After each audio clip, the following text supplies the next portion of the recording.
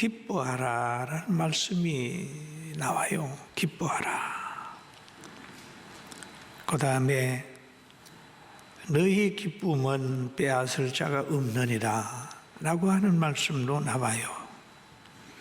또 보면은 구하라 그리하면 받으리니 너희 기쁨이 충만하리라 라고 하는 주님의 말씀이 나오는데, 이 말씀에 근거해서 영원한 기쁨을 가지자라는 제목을 잡았으니까 여러분 가정과 심령에 영원한 기쁨이 있기를 주의 이름으로 축원합니다.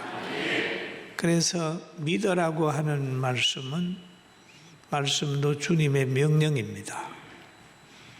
믿을래가 아니라 믿어라 하는 거죠. 주 예수를 믿어라. 싸워라. 선한 싸움을 싸워라. 이겨라. 세상을 이겼느니라. 영원히 행복하라. 천국을 소유한 사람에게 하나님이 주시는 복이 행복이잖아요. 그런데 우리가 이 말씀을 대하면서 자꾸 믿지 못할 때가 많이 있습니다. 왜? 우리 속에 세속적인 인본적인 자아가 있어요. 근데 이 자아는 신비적인 하나님의 말씀에 순종을 안 해요. 자꾸 의심을 한단 말이에요. 그래서 예수님께서 자기를 따르는 제자들에게도 하신 말씀이 있는데, 아무든지 나를 따라오려거든 자기를 부인하고 날마다 제 십자가를 지고 나를 따를 것이니라 그랬거든요. 그럼 자기를 부인하고 따라오려고 하면 자기를 부인하고 자기 십자가를 지고 날마다 나를 따를 것이니라 라고 하는 말씀을 하셨습니다. 영적 생활의 시작은 자기 부인하는 것부터 시작이 되는 거예요. 자기 생각을 뒤로 하고 자기가 알고 있는 걸 뒤로 하고 자기가 가지고 있는 가치관, 환경 이런 것들을 뒤로 해야 되죠. 자기를 부인하는 거예요. 그럼 이 자기를 부인하는 것 자체가 영적 싸움이에요. 바울 사도가 그러잖아요. 내 속에는 육과 영이, 속사람과 겉사람이 싸운다 그러잖아요. 하나님 말씀을 따르려고 하지만 내 겉사람이 말을 잘 안 듣는다 그러잖아요. 우리가 다 경험하고 있죠. 그런데 이 싸움에서 영적인 것이 이기면 신앙생활 잘하는 것이고, 환경에 지배받는 육이 이기면 신앙생활 하다가 갈등하고 실족하는 거예요. 그래서 예수님께서는 3년 동안 제자들과 함께 동행하시고 공생의 기간이 끝나갈 무렵에 제자들을 불러놓고 요한복음 16장 1절에 이런 말씀을 하셨어요. 내가 이것을 너희에게 이름은 너희로 실족하지 않게 하려 함이니, 사람들이 너희를 출교할 뿐 아니라 때가 이르면 물어 너희를 죽이는 자가 생각하기를 이것이 하나님을 섬기는 일이라 하리라 라고 했어요. 예수님께서 이거를 아셨어요. 그러니까 제자들에게 실족지 않게 하기 위하여 미리 될 일을 쫙 말씀을 하셨습니다. 그러면서 하신 말씀이 내가 떠나는 것은 너희에게 유익이라, 내가 떠나가면 보혜사가 와서 너희를 인도하리라, 보호하리라 라고 한 말씀을 하지요. 요한복음 16장 13절에 보면 이런 말씀이 있어요. 진리의 성령이 오시면 그가 너희를 모든 진리 가운데로 대로 인도하시리니 그가 스스로 말하지 않고 오직 들은 것을 말하며 장래 일을 너희에게 알리시리라 라고 하는 말씀을 하셨습니다. 진리의 성령님이 오시면 장래 일을 알게 하는데 그 장래는 천국과 지옥을 알게 하는 겁니다. 성령 받으면 천국이 믿어져요. 죄의 결과도 알게 되고 의의 결과도 알게 되는 겁니다. 로마서 6장 23절에 말씀한 대로 죄의 삭선 사망이고 이요 하나님의 은사는 그리스도 예수 우리 주 안에 있는 영생이니라 라고 했습니다. 죄를 지면 사망이고 예수님 믿으면 영생이라는 것을 성령께서 알게 하셨어요. 그러면 여기에 이제 두 가지인데, 예수님이 지금 조금 있으면 예수님이 가는 곳으로 가시는데 그 가는 사건이 다른 사람에게 느껴지는 것이 두 가지의 현상이 나타나리라 말씀하셨어요.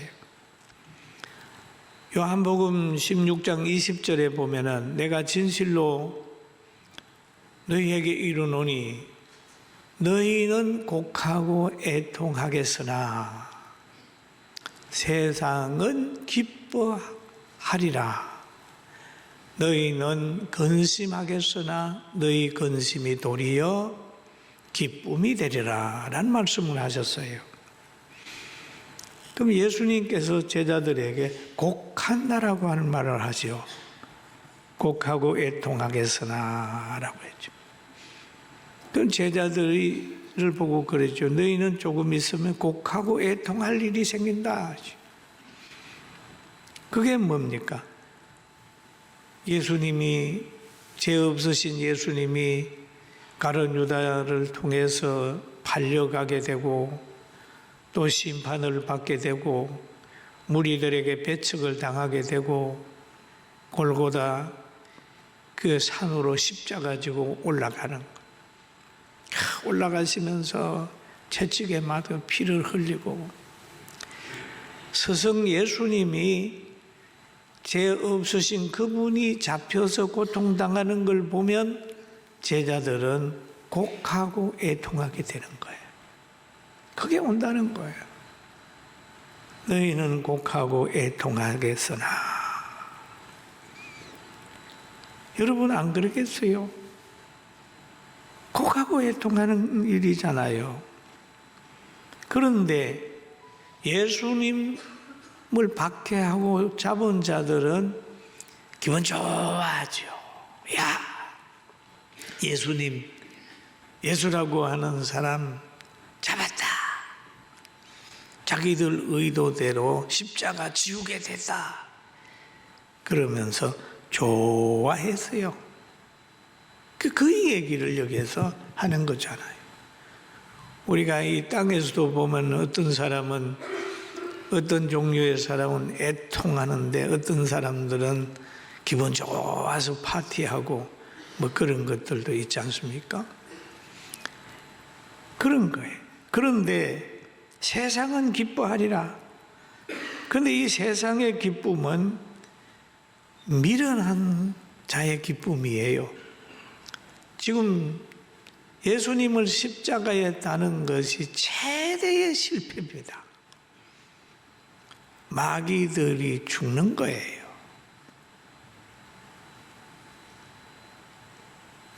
마귀들의 실패예요. 잠시 후에는 부끄러움과 고통으로 연결이 되는 거예요. 왜? 예수님 부활하시잖아요. 그러나 제자들은 탄식하고 곡했지만은 부활하시니까 기뻐했고 또 부활하신 후에 성천하셨고 성령 임하게 되니까 제자들은 다 기뻐하게 되죠. 그 얘기를 예수님께서 하셨습니다. 그리고 예수님께서 제자들에게 하신 말씀 중에 귀한 말씀이 있어요. 마태복음 10장 12절 13절에 보면 그 집에 들어가면 편안하기를 빌라. 그 집이 이에 합당하면 너희가 빈 편안히 거기 임할 것이요 만일 합당하지 아니하면 그 평안이 너희에게로 돌아올 것이니라 라고 말씀하셨어요. 그러면 잘 되는 사람의 특징은 어디 가든지 평안을 비는 사람, 축복을 비는 사람, 다른 사람의 건강을 위해 기도하고 복음을 전파하고 상대의 행복을 위해 노력하는 사람은 그 상대가 행복해지지 않으면 자기가 행복해지는 거예요. 그러니까 우리는 어디로 가든지 남에게 올무를 놓지 말고 남을 멸망시키지 말고 남을 축복하는 마음을 가지고 있으면 언제든지 그 사람은 복받을 사람이 되는 거예요. 할렐루야. 아멘. 우리가 성경을 보다가 보면 바벨론 왕 느부갓네살 왕이 예루살렘을 침공해가지고 성전을 헐어버리고 그 안에 있는 모든 좋은 것들을 가지고 자기 나라에 갔어요. 그런데 이렇게 왕성한 나라도 몇 년 되지 않아서 실패를 해요. 페르시아가 또 바벨론을 쳐가지고 완전히 바벨론을 정복을 했어요. 그리고 고레스 왕이 바벨론 포로로 잡혀온 이들을 향하여 너희 예루살렘에 가가지고 성전을 재건하라 그래가지고 많은 사람이 돌아가서 예루살렘의 성전을 재건합니다. 그런데 그때에 그게 남아있던 사람이 있었어요. 고레스 왕 시대가 끝나게 되고 왕이 계속 바뀌면서 아하수로의 왕이라는 사람이 나라를 통치를 합니다. 그래서 그 수상궁이 있는데 그 수상궁에는 하만이라는 사람이 왕을 모시는 사람이고 또 모르독에는 문지기예요. 그런데 늘 모르독에는 왕에게 충성하는 사람이고 늘 하나님을 섬기니까 사람에 의해서 왔다 갔다 안 해요. 그러니 하만이 모르독에를 보니 너무 교만하다고 생각을 해서 죽이려고 합니다. 죽이려고 하는 거예요. 그리고 모르독에뿐만 아니라 그 민족을 다 멸하려고 하니까 하나님께서 그때를 대비해 가지고 모르독에가 양육했던 그 에스더를 왕궁의 왕후로 보냅니다. 그럴 때 하만이 지혜를 내는 거예요. 저 모르독에 보기 싫은 사람을 어떻게 멸할까 생각을 합니다. 그런데 자기가 지금 에스더로부터 초청을 받아가지고 되게 들떠 있는 거예요. 그럴 때에 자기 집에서 자기가 왕후의 초청을 받았다고 말하면서 모르독에를 자기가 죽이려고 그런다고 그러니까 에스더 5장 14절에 보면 이렇게 말합니다. 그의 아내 세레스와 모든 친구들이 이르되 높이가 50규빗 되는 나무를 세우고 내일 왕에게 모르독에를 그 나무에 매달기를 구하고 왕과 함께 즐거이 잔치에 가소서 하니 하만이 그 말을 좋게 여기고 명령하여 나무를 세우니라 그랬어요. 그러니까 이 망할 사람은 부인까지도 이게 악해요. 친구까지도 악한 거예요. 그런데 지금 하나님의 계획은 모르도게를 상줄 계획을 가지고 있는 거예요. 그런데 하만은 모르도게를 벌줄 계획을 가지고 죽일 계획을 가지고 가는 거예요. 이미 하나님께서는 모르도게를 살리기 위해서 에스더를 왕궁에 딱 준비해 놓고 있었습니다. 그런데 환경이 점점점 흘러가서 에스더 7장 10절에 보면 모르도게를 매달려고 한 나무에 하만을 다니 왕의 노가 그치니라. 모르도게를 매달려고 한 나무에 누가 달리냐? 하만이 달린다. 피를 흘리기 위해 환경을 만들면, 남의 피를 흘리기 위해서 환경을 만들면 그곳에서 자기 피를 흘리게 되는 거예요. 우리가 이 땅에서도 보면 남을 구속하려고 하고 남의 피를 흘리기를 원하는 사람들 가만히 보세요. 자기가 구속되고 자기의 피를 흘리게 되는 그런 환경이 될 거예요. 유다 민족은 하만의 사건으로 오히려 잘 돼서 그 민족이 더 부강해지고 불임이라고 하는 그런 걸 맞이하게 되는 겁니다. 우리는 대한민국도 이 원리에서 잘 적응해 보면 깨닫는 것이 참 많이 있습니다. 여러분, 기도하는 성도가 있는 한 애통하고 곡하고 애통하는 그런 환경이 온다 할지라도 분명히 예수님이 부활하여 성천하시고 역사하시는 것처럼 그런 역사는 우리 대한민국뿐 아니라 여러분의 가정에도 있다는 사실을 믿게 되기를 주님의 이름으로 축원합니다. 아멘. 그리고 또 오늘 본문에 보면 그런 말이 있죠. 너희의 근심이 도리어 기쁨이 되리라. 예수님께서 말씀하셨어요. 그러면서 하신 말씀인데, 여자가 해산하게 되면, 그런 말이죠.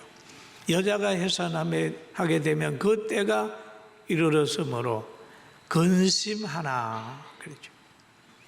아기를 낳으면 세상에 사람 난 기쁨으로 말미암아 그 고통이 다시 기억하지 아니하느니라 라고 얘기를 하죠. 여러분, 해산하는 날이 되면 근심하게 되어 있습니다. 왜? 해산의 고통을 알기 때문입니다. 지금 해산의 고통 얘기를 하니까 그런데 지금부터 한 60년 전쯤 되면 전에는 시골에서 아기를 출산하다가 많은 사람들이 세상을 떠났습니다. 그때는 병원도 별로 없었고 이렇게 배를 수술을 해가지고 아기 놓는 것이 그렇게 발달을 안 했어요. 제가 아는 우리 친척의 누나도 두 사람이 다 아기 놓다가 잘못됐습니다. 참 해산이라고 하는 건 이렇게 힘들어요. 그래서 예수님께서 여기에 보니까 여자가 해산하게 되면 그때가 이르렀으므로 근심하나라고 하죠. 그러나 이 근심보다 더 큰 기쁨이 뭐냐 하면 아이가 태어나게 되면 근심했던 것이 다 없어진다, 다 사라진다 그 말이에요. 이사야 26장 17절에도 보니까 여호와여 잉태한 여인이 상기가 임박하여 상고를 겪으며 부르짖음 같이 우리가 주 앞에 그와 같으나이다. 얼마나 절박합니까? 피할 수 없는 거예요. 해산한 사람들은 출산을 피할 수가 없다.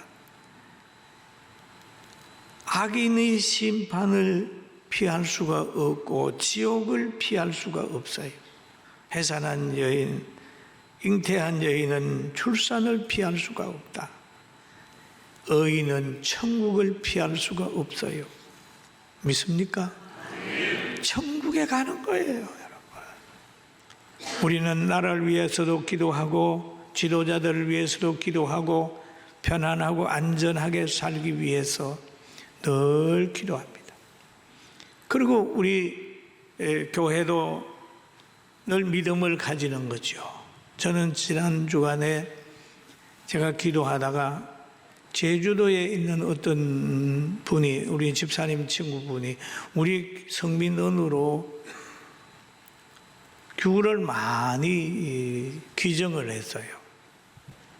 너무 감사해서 기도하다가 보니까 야, 이 귤은 생물이기 때문에 누군가는 팔아줘야 될 텐데 싶어가지고 제가 기도하다 우리 교회에서 제주도에서 200박스를 샀습니다.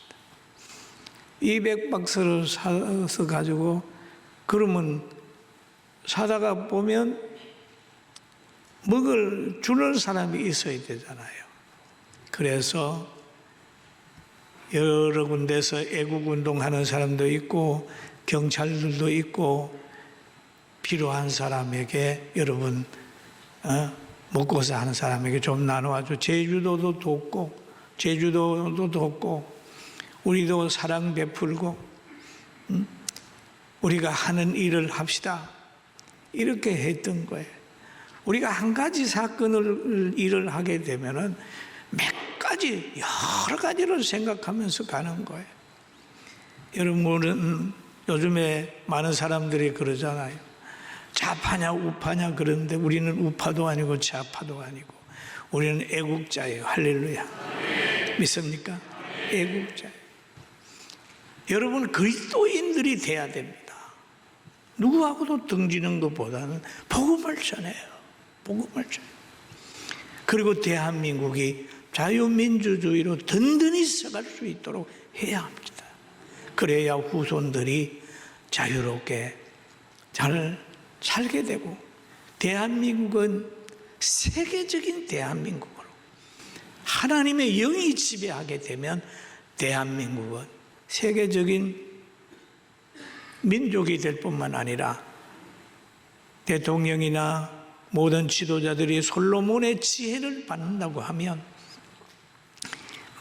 많은 나라보다 1등이고 여러분도 잘 된다는 걸 기억하면서 또 미국 대통령 취임을 보면서 우리 부럽잖아요.